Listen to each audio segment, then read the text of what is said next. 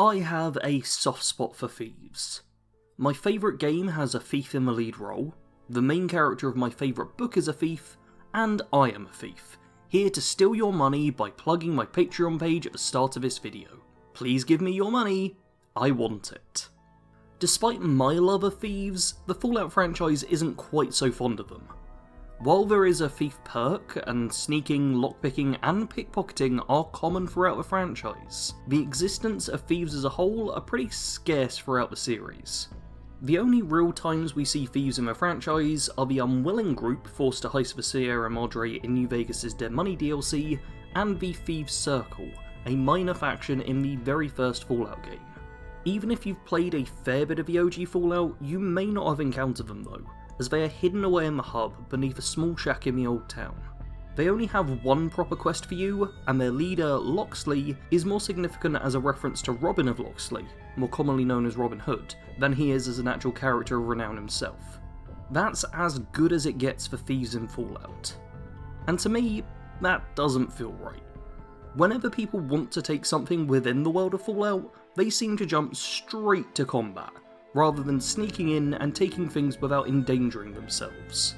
Sure, it is a higher skill option for an individual to undertake, but surely some wastelanders out there want to take the indirect path. And so I've decided that my ideal Fallout game would have a Thieves Guild faction as a major player. In this video I'll go over who they're made up of, what their ideals are, and just how they could be incorporated into the game. For those who haven't seen the first video of this series, let me recap one detail. My ideal Fallout game would take place in this area, with New York City being the focal point. One of New York's many iconic features is its subway system, and this network of tunnels would be where I'd want my Thieves Guild to be housed. Specifically, I'd want their main base of operations to be the Norwood 205th Street station in the Bronx. Why that specific? Because I've spent several hours reading over various Wikipedia pages for different subway stations, to find one that's about as far north as the system goes, while still being underground. My idea of a Thieves Guild hideout is probably what you're all expecting. An underground base where they can stay away from prying eyes and the dangers above. A small and pretty humble abode which simply serves as an area in which to store what they steal and provide meagre residence. The space doesn't need to be all that large, as there's only 4 members to start. These 4 members are Alphalus, Zidane, Yuffie, and Blank. And yes, these are named after the thieves I'm fond of. Alphalus is the leader of this quartet. He realised at an early age that he didn't want to conform to any of the standard routes that people took in life. He was determined to avoid being shot at, but still wanted to live a good life, 2 goals which were often linked since the apocalypse. While he did attempt to be a merchant for some time, he soon found that the earnings were pitiful unless he was willing to get aboard a caravan or go out scavenging in uncivilized areas. Instead, a different life called out to him. Alphalus had always had luck and charm aplenty, 2 skills that fit him well for a thief. He'd spend a large amount of his time in wasteland bars, buying the odd beer for the patrons and gleaning what information he could, always with his ear open to any hints of those who had a healthy supply of caps or something worth stealing. He'd make sure to pay them a little visit, earning himself a healthy profit with no one the wiser, and with him having avoided any weapons being pointed his way. This way of life kept him surviving, but to thrive, he knew it would require more than just his own skill.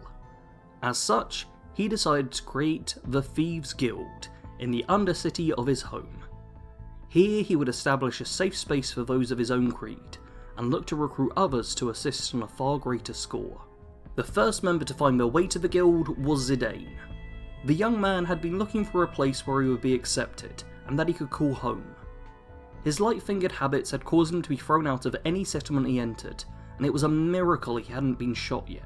When he encountered Alphalus at a bar, the 2 became fast friends, each recognising the other as an equal, and so he became the first recruit of the guild, putting his talents to work not only in acquiring items for them, but also in recruiting the next 2 members. Yuffie is the youngest of the group. While still learning her trade, she's clearly a natural pickpocket, happily taking anything off of strangers with ease.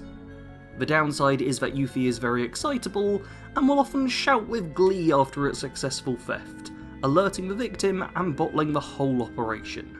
For many other thieves, this would likely result in their death. but Yuffie has fortunately mastered the thief's other major talent, talking their way out of a bad situation. While her flaws prevent her from being a truly great thief, the potential is there. The final member of the current group is Blank. While he is technically a thief, his greatest strengths lie in the tools he develops and his skill as a fence. Blank is a ghoul who was born before the Great War, and he's not been idle the past couple of 100 years. He's spent his time tinkering with gadgets and making contacts. What this means for the guild is they get a constant supply of new equipment to try out, and are able to sell anything they can steal, while still getting a solid price for it. That's enough talking about the characters, let's speak a little on how the faction integrates into the game itself. The primary purpose of the Thieves Guild is to serve as a main faction choice for pacifists and charisma-based characters. If you want to complete a 0-kill run, or play as a max charisma build, then this is the ideal faction to focus on. The guild themselves aren't pacifists, but they understand that it's normally better for them to keep people alive.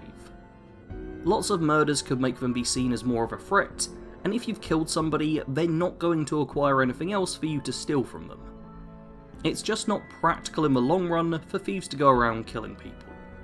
While most other factions eliminate their foes by wiping them out, a Thieves Guild run would be more focused around allying with those you can live with and stealing supplies from those you can't.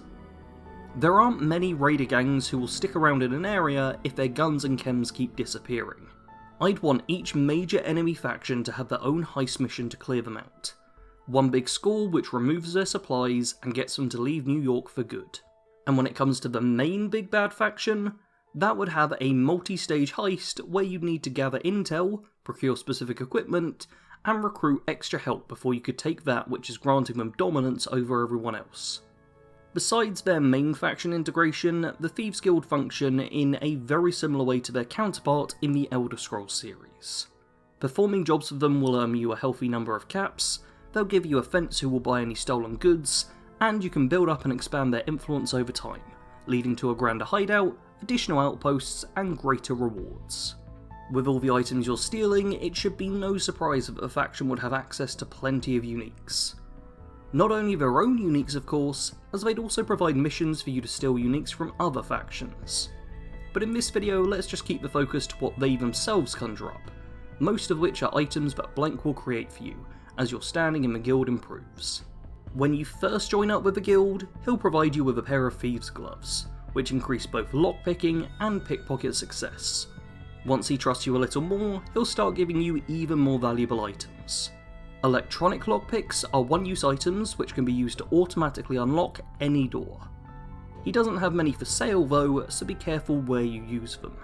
There's then the meat lure, a heavily scented chunk of meat designed to lure nearby animals to the location, to help provide a distraction or to move them out of your path.